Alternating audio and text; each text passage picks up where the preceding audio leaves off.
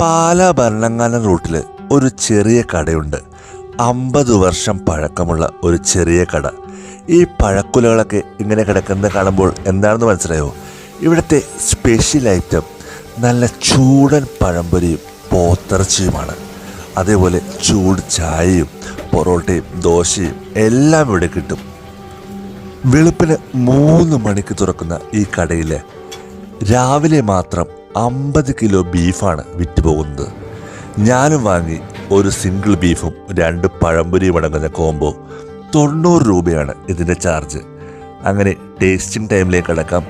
നല്ല ചൂടൻ പഴംപൊരിയും ആ ബീഫും കൂടി കഴിച്ചു നോക്കിയിട്ടോ, അടിപൊളി ടേസ്റ്റ് തന്നെ. ഈ പഴംപൊരിയുടെയും ബീഫിൻ്റെയും രുചി അറിയാൻ ദൂര സ്ഥലങ്ങളിൽ നിന്ന് വരെ ആളുകൾ ഇവിടെ എത്താറുണ്ട്.